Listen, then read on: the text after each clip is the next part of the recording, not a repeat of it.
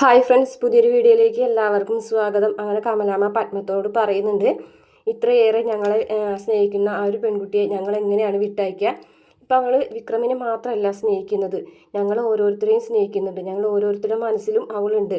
ഇപ്പോൾ ആ വീട്ടിൽ ഏറ്റവും കൂടുതൽ വേണമെന്ന് ആഗ്രഹിക്കുന്നത് എൻ്റെ മാഷാണ് എന്നൊക്കെ കമലാമ്മ പറയുകയാണേ. പിന്നെ വിശ്വൻ്റെ കേസിൽ തന്നെ അറിയാലോ എന്താ സംഭവിച്ചതെന്ന്. അവിടെ സ്വന്തം ആങ്ങളെയായിട്ടും ഞങ്ങൾക്ക് വേണ്ടിയിട്ടാണ് അവൾ വാദിച്ചത്. അപ്പോൾ പിന്നെ എങ്ങനെയാണ് മനഃപൂർവ്വമായിട്ട് ഞാൻ അവിടെ നിന്ന് പറഞ്ഞയക്കാം? ഒരിക്കലും എനിക്കതിന് കഴിയില്ല. എന്തായാലും ഈ ഒരു കാര്യത്തിന് വേണ്ടിയിട്ട് ഇനി ഒരിക്കലും പത്മനെ കാണാൻ വരരുത്. കാരണം മനസ്സറിഞ്ഞ് ഞാൻ ഒരിക്കലും വേദയെ ആ വീട്ടിൽ നിന്ന് ഇറക്കി വിടില്ല. ഞങ്ങളായിട്ട് ഒരിക്കലും വേദയെ വേണ്ടാന്ന് വെക്കുകയും ചെയ്യൂല എന്നൊക്കെ പറയാണ് കേട്ടോ. ഇതൊക്കെ കേട്ടിട്ട് പത്മ ആകെ ഞെട്ടി നിൽക്കുകയാണ് കേട്ടോ. കാരണം പത്മ വിചാരിച്ചു കമലാമ്മ പറഞ്ഞയക്കുന്നതാണ്. അങ്ങനെ കമലാമ്മ അവിടെ നിന്ന് പോകുകയാണ്. പിന്നെ കാണിക്കുന്നത് സമരപ്പന്തലിൽ സമരം ചെയ്തുകൊണ്ടിരിക്കുകയാണ്. ഈ സമയത്ത് ശ്രീകാന്ത് വരുന്നുണ്ട് കേട്ടോ. അപ്പോൾ ശ്രീകാന്ത് ആരോടോ വിളിച്ച് പറയുന്നുണ്ട്, നിങ്ങൾ കറക്റ്റ് സമയത്തിന് വായോട്ടോ, പറഞ്ഞതൊക്കെ ഓർമ്മയുണ്ടല്ലോ എന്നൊക്കെ വിളിച്ച് പറയുകയാണ്. അപ്പോൾ സമരമാണെന്നുണ്ടെങ്കിൽ സമാധാനപരമായിട്ട് തന്നെയാണ് പോയിക്കൊണ്ടിരിക്കുന്നത്. അപ്പോൾ ഒരു 5-6 ആൾ വരികയാണ് കേട്ടോ. ഒരു കുറച്ച് ഗുണ്ടകളെ പോലെ തോന്നിക്കുന്ന കമ്പനിയിലുള്ള ആൾക്കാർ തന്നെയാണ്.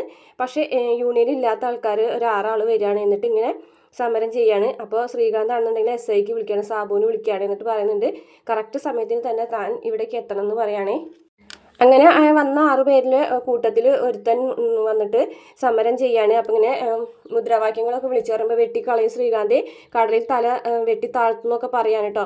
അപ്പോൾ വിക്രം പറയുന്നുണ്ട്, നിങ്ങൾ എന്തൊക്കെയാണ് വിളിച്ച് പറയുന്നത്? ഇത് സമാധാനപരമായിട്ടുള്ള ഒരു ഒരു സമരമാണ്, അല്ലാതെ ഇങ്ങനെയൊന്നും മുദ്രാവാക്യങ്ങൾ വിളിച്ച് പറയാൻ പാടില്ല എന്ന് പറയുമ്പോഴേക്കും വിക്രമിന് അയാൾ തട്ടുകയാണ് കേട്ടോ. പിന്നെ അങ്ങോട്ടും ഇങ്ങോട്ടും ഇടിയും പിടിയും വലിയൊക്കെ ആവാണ്. അതിൻ്റെ ഇടയിൽ ഒരാൾ, ഈ കൂട്ടത്തിൽ 6 ആൾ വന്നതിൽ ഒരാളെ തന്നെ കുത്തുന്നുണ്ട്.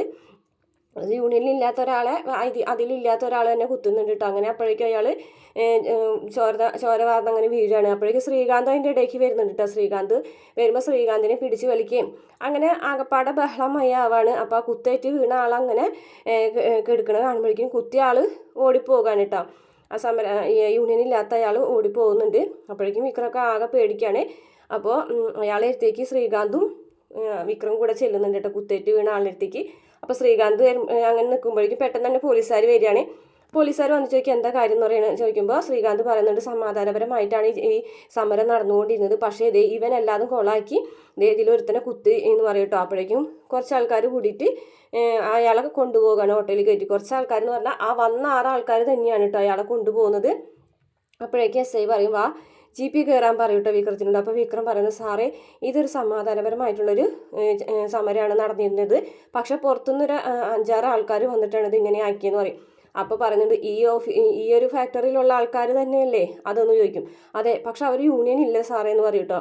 യൂണിയനിൽ ഇപ്പോൾ ചേരാനായിട്ട് വന്നതായിരിക്കും സമരം തുടങ്ങിയപ്പോൾ എന്ന് പറയുന്നത്. അപ്പോഴേക്കും ശ്രീകാന്ത് പറയാണ്, ഇവൻ തന്നെയാണ് എല്ലാത്തിനും കാരണം എന്ന് പറയും. കൂട്ടത്തിൽ ഒരുത്തം വന്ന് പറയുന്നുണ്ട്, വിക്രം പറഞ്ഞിട്ടാണ് ചെയ്തതെന്നൊക്കെ അപ്പം പറഞ്ഞിട്ടുണ്ടായിരുന്നു.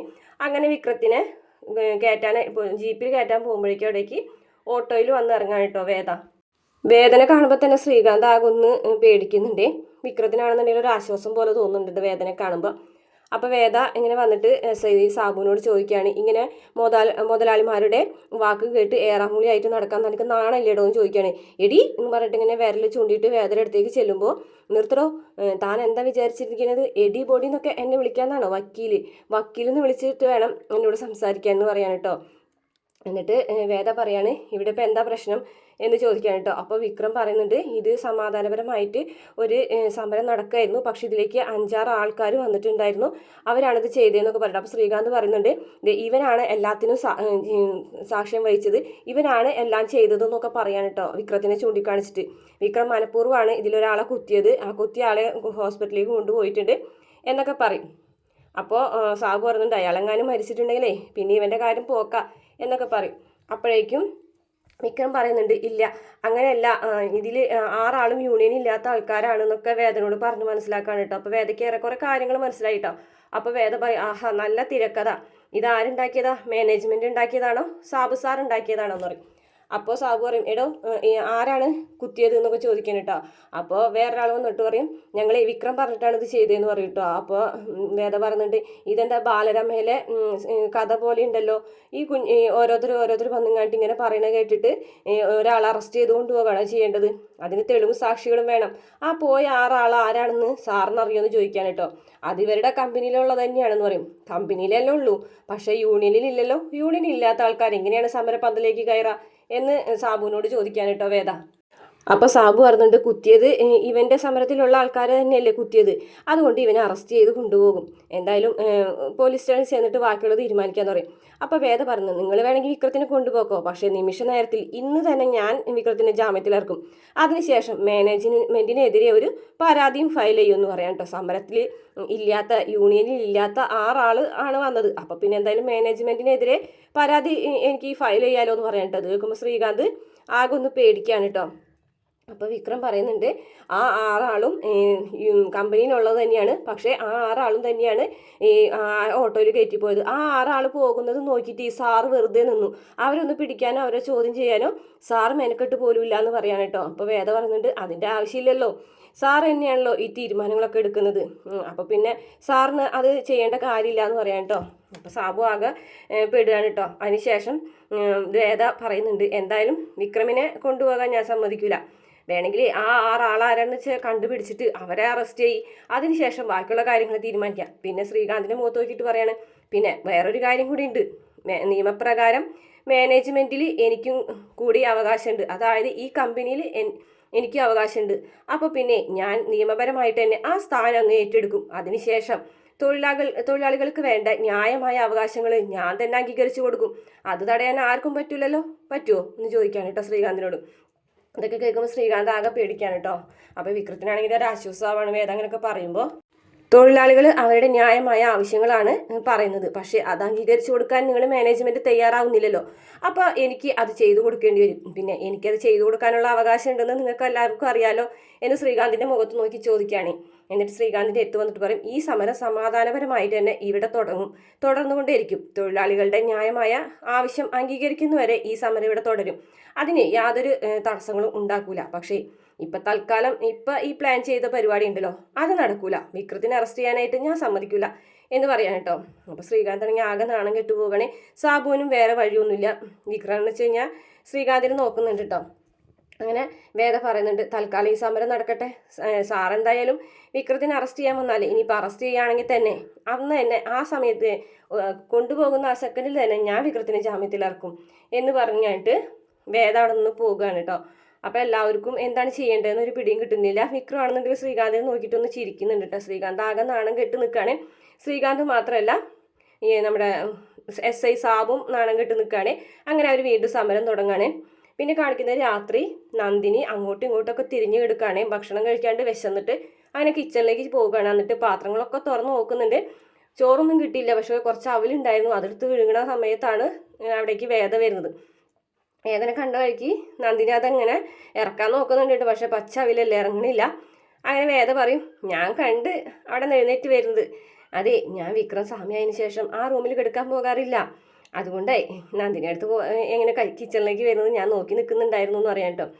അപ്പോൾ നന്ദിനി പറയും പൊടി നീ ആവശ്യമില്ലാത്ത ഓരോ കാര്യങ്ങൾ പറഞ്ഞുണ്ടാക്കാൻ നടക്കും എന്ന് പറയാനിട്ടാണ്. അപ്പോൾ വേദ പറയും അതെ വ്രതം എടുക്കുന്നത് ഓരോരുത്തരെ ഇഷ്ടമാണ്, പക്ഷേ അത് പാലിക്കാൻ പറ്റാത്ത ആൾക്കാർ അതെടുക്കാനായിട്ട് തുനിയരുത്, അപ്പം തന്നെ പറയണം എനിക്ക് പറ്റില്ല എന്ന് വേദ പറയും കേട്ടോ. അതിനുശേഷം നന്ദിനീരെ മുഖത്ത് നോക്കിയിട്ട് വേദ പറയും അതെ എന്തായാലും ഒരു കാര്യം ചെയ്യ്, വാ എൻ്റെ കൂടെ വാ എന്ന് പറഞ്ഞിട്ട് വിളിക്കുകയാണ് കേട്ടോ. എങ്ങടാടി ഞാനൊന്നുമില്ല നീ പോയേ എന്ന് പറയും കേട്ടോ. വാ എന്തായാലും ഞാനേ കുറച്ച് ഭക്ഷണം എടുത്ത് വെച്ചിട്ടുണ്ട്, എനിക്കറിയാം നന്ദിൻ്റെ അടുത്ത് വിശന്നിട്ട് ഉറങ്ങാൻ പറ്റില്ല എന്ന്. എന്നിട്ട് ആ ഭക്ഷണം എടുത്ത് കൊടുക്കുകയാണ് കേട്ടോ. നന്ദിനാണെങ്കിൽ ആക്രാന്തത്തോട് കൂടിയിട്ട് അത് വാരി കഴിക്കുകയാണ്. അപ്പോൾ വേദ പറയുന്നുണ്ട് ഇതേ സ്നേഹം കൊണ്ട് തരുന്നതൊന്നും അല്ല കേട്ടാ, ഇത് ഞാൻ തരുന്നതേ വിക്രത്തിന് വേണ്ടിയിട്ടാ, പിന്നെ നിങ്ങൾ ഇന്ന് രാത്രി മുഴുവനും വിശന്ന് കിടന്നിട്ടുണ്ടെങ്കിലേ എൻ്റെ വിക്രത്തിനെ പ്രാപിക്കൊണ്ടിരിക്കും, പ്രാഗി വിക്രത്തിന് വളയ്ക്കുവാനും പോലും പറ്റില്ല. എന്തായാലും ഈ മാസം ഈ മകരവിളക്ക് കഴിയുന്നവരെ ഈ വീട്ടിൽ അങ്ങനെയുള്ള ശാപങ്ങളൊന്നും വേണ്ട എന്ന് പറഞ്ഞിട്ട് വേദ അവിടെ നിന്ന് പോകും കേട്ടോ. അപ്പോൾ നന്ദിനിയാണെന്നുണ്ടെങ്കിൽ ആക്രാന്തത്തോട് കൂടിയിട്ട് ചോറ് വാരി വിഴുങ്ങുന്നുണ്ട്. പിന്നെ കാണിക്കുന്നത് വേദര ഓഫീസിലേക്ക്, വക്കീൽ ഓഫീസിലേക്ക് തേരാട്ട് ശ്രീധരൻ വരികയാണ്. അപ്പോൾ അവിടെയുള്ള ആൾക്കാരൊക്കെ ചോദിക്കും എന്താ സാറേന്ന് ചോദിക്കുമ്പോൾ ഞാൻ ഈ കുട്ടീനൊരു കേസ് ഏൽപ്പിക്കാൻ വന്നതാണെന്ന് പറയാം കേട്ടോ. അപ്പോൾ അവിടെ ഉള്ളവരൊക്കെ ചോദിക്കും ആഹാ സ്വന്തമായിട്ട് കേസൊക്കെ എടുത്ത് വാദിക്കാൻ തുടങ്ങിയോ, ഇതൊക്കെ ചക്രപാണി സാർ അറിഞ്ഞിട്ട് ഉണ്ടെങ്കിൽ വലിയ പ്രശ്നമാവും കേട്ടോ എന്നൊക്കെ പറയും. അപ്പോൾ ആ ശ്രീധരൻ സാറ് പറയുന്നുണ്ട് ഞാൻ ചക്രപാണി സാറിനെ വന്നിട്ട് കണ്ടിട്ട് തന്നെയാണ് ഇങ്ങോട്ട് വരുന്നത്, ഈ കുട്ടിനെ ഏൽപ്പിക്കാനായിട്ട് സാറ് തന്നെയാണ് പറഞ്ഞതെന്നൊക്കെ പറയും കേട്ടോ. അപ്പോൾ വേദ ആ ഫയൽ വാങ്ങി നോക്കുകയാണ് കേട്ടോ. എനിക്ക് ഒരാൾക്കെതിരെ വക്കീൽ നോട്ടീസ് അയക്കണമെന്ന് ശ്രീധരൻ പറഞ്ഞിട്ട് ഒരു ഫയൽ കൊടുക്കുന്നുണ്ട്. അത് നോക്കുമ്പോൾ വേദ ആകെ ഞെട്ടിപ്പോണ്. സാറേ ഇത് ഞാൻ ഒന്ന് ചക്രപാണി സാറിനോട് ചോദിച്ചിട്ട് വരട്ടെ എന്ന് പറഞ്ഞിട്ട് ചക്രപാണി സാറിൻ്റെ അടുത്തേക്ക് വേദ എഴുന്നേറ്റ് പോവുകയാണ്. എന്നിട്ട് പറയും ആ ശ്രീധരൻ സാറ് വന്നിട്ടുണ്ട്, എന്നെയാണല്ലോ ആ ഫയൽ ഏൽപ്പിച്ചിട്ടുള്ളത്, സാറ് പറഞ്ഞിട്ടാണോ എന്നെ ഏൽപ്പിച്ചതെന്ന് ചോദിക്കുമ്പോൾ അതെ ഞാൻ തന്നെയാണ് വേദന ഫയൽ ഏൽപ്പിക്കാൻ പറഞ്ഞത്, എന്താ വേദയ്ക്ക് അത് ചെയ്യാൻ ബുദ്ധിമുട്ടുണ്ടോ, ശ്രീനിവാസനെതിരെ വക്കീൽ നോട്ടീസ് അയക്കാൻ വേദയ്ക്ക് എന്തെങ്കിലും ബുദ്ധിമുട്ടുണ്ടോ എന്ന് ചോദിക്കും. അപ്പോൾ എനിക്കങ്ങനെ ബുദ്ധിമുട്ടുണ്ടായിട്ടൊന്നുമല്ല, പക്ഷേ അദ്ദേഹത്തിൻ്റെ കേസുകളൊക്കെ നമ്മളല്ലേ വാദിച്ചിരുന്നത്, അതിനൊന്നും പ്രശ്നമൊന്നുമില്ല, അയാൾ കാശ് തരുന്നു നമ്മൾ കേസ് വാദിക്കുന്നു, വേറൊരാൾ കാശ് തരുമ്പോൾ നമ്മൾ അവരുടെ കേസ് വാദിക്കും, അത്രയേ ഉള്ളൂ. ഇതിപ്പോൾ വേദന ഏൽപ്പിക്കാൻ ഞാനാണ് പറഞ്ഞത്, അതുകൊണ്ട് വേദ ടെൻഷൻ അടിക്കൊന്നും വേണ്ട, വേദന ഡ്യൂട്ടി ചെയ്തോളാൻ പറയാണ് കേട്ടോ. പിന്നെ പറയുന്നുണ്ട് അതെ ദർശൻ വക്കീൽ വിളിച്ചിട്ടുണ്ടായിരുന്നു, വേദനയോടൊന്ന് വിളിക്കാൻ പറഞ്ഞു, വേദന മൊബൈലിലേക്ക് വിളിച്ചിട്ട് കിട്ടുന്നില്ല എന്ന് പറഞ്ഞു അറിയിട്ടോ. അങ്ങനെ ദർശനെ കാണാനായിട്ട് വേദ ചെല്ലാണ്. അങ്ങനെ വേദ ദർശനോട് ചോദിക്കുകയാണ് ഇന്നലെ ഞാൻ അയച്ച ഫയലൊക്കെ ദർശൻ നോക്കിയെന്ന് ചോദിക്കുമ്പോൾ ഞാനത് കംപ്ലീറ്റ് ആയിട്ട് നോക്കി ഇന്നലെ രാത്രി മുഴുവൻ ഇരുന്നിട്ട്, എന്നിട്ട് ദർശൻ എന്ത് തോന്നി, വേദ പറഞ്ഞ കാര്യങ്ങൾ ശരി തന്നെയാണ്, വേദയുടെ സംശയങ്ങളും ശരി തന്നെയാണ്, സുധാകരൻ മാഷ കൊടുക്കാൻ വേണ്ടിയിട്ട് ആ വീട്ടിൽ നിന്ന് തന്നെയാണ് ആ മയക്കുമരുന്ന് ആ ബാഗിൽ വെച്ചിട്ടുള്ളത്, അത് ഉറപ്പായിട്ടുള്ള കാര്യമാണ് എന്ന് പറയും. അപ്പോൾ വേദ പറയുന്നുണ്ട് അങ്ങനെ വീട്ടിൽ നിന്ന് വെക്കണമെന്നുണ്ടെങ്കിൽ പുറത്തു നിന്ന് ആരും വന്ന് വെക്കൂല, വീടിൻ്റെ ഉള്ളിൽ പക്ഷേ സ്വന്തം അച്ഛനെ അപകടപ്പെടുത്താൻ ഏതെങ്കിലും മക്കൾ ശ്രമിക്കും, ഒരിക്കലും വിക്രം അത് ചെയ്തിട്ടില്ല, അതെനിക്ക് നല്ല ഉറപ്പാണെന്ന് പറയും. അപ്പോൾ ദർശൻ പറയും വിക്രമല്ലാതെ വേറെ ആൾക്കാരുണ്ടല്ലോ ആ വീട്ടിൽ, നന്ദിനിയെടുത്തി ആ സമയത്ത് കല്യാണം കഴിഞ്ഞിട്ടൊന്നും വന്നിട്ടില്ല, പിന്നെ വിശേട്ടനും ശ്രീചേട്ടത്തിയും അമ്മയും വിനായകൻ ചേട്ടനാണ് എന്ന് പറയും കേട്ടോ. അപ്പോൾ ദർശൻ പറയും ഇപ്പം വേദ പറഞ്ഞ പേരിൽ ഏറ്റവും കൂടുതൽ സാധ്യത ആർക്കാണ്, വിനായകൻ ചേട്ടന്, അതായിക്കൂടെ, കാശെന്ന് പറഞ്ഞിട്ടുണ്ടാ പിന്നെ വേറൊന്നും അയാൾ നോക്കൂല എന്ന് പറയാം കേട്ടോ. ഇപ്പോൾ വിശേട്ടൻ്റെ ആ കേസിൽ തന്നെ ചിട്ടിയിൽ ചേർപ്പിച്ചത് മനഃപൂർവ്വമാണെന്ന് ആർക്കാ മനസ്സിലാവാത്തത്, വേദ വിചാരിക്കുന്നുണ്ടോ അത് യാദൃശ്ചികമായി സംഭവിച്ചതാണെന്ന് പറയട്ടോ. അപ്പോൾ ഇല്ല എനിക്കറിയാം അത് വിനായകൻ ചേട്ടൻ മനഃപൂർവ്വമാണ് ചെയ്യിച്ചതെന്ന്, അതെ അത് തന്നെയാണ് സംഭവിച്ചിട്ടുള്ളത് എന്ന് പറയട്ടോ. അപ്പോൾ വേദ പറയും അപ്പോൾ അങ്ങനെയാണെന്നുണ്ടെങ്കിൽ കഴിഞ്ഞു പോയ ആ ഒരു സമയത്തേക്ക് ഞാൻ ഇനിയും രണ്ടാമതൊരു യാത്ര കൂടെ നടത്തണമല്ലേ എന്ന് ചോദിക്കാൻ കേട്ടോ. അതെ ആ സമയത്തെ കാര്യങ്ങൾ കണ്ടുപിടിച്ചാൽ മാത്രമേ ഇനിയും മുന്നോട്ട് പോകാൻ പറ്റുള്ളൂ എന്ന് പറയുന്നത് കാണിച്ചുകൊണ്ടാണ് കേട്ടോ ഇന്നത്തെ എപ്പിസോഡ് അവസാനിക്കുന്നത്. വീഡിയോ ഇഷ്ടപ്പെട്ടാൽ മറക്കാതെ നമ്മുടെ ചാനൽ ഒന്ന് സബ്സ്ക്രൈബ് ചെയ്ത് സപ്പോർട്ട് ചെയ്യണേ.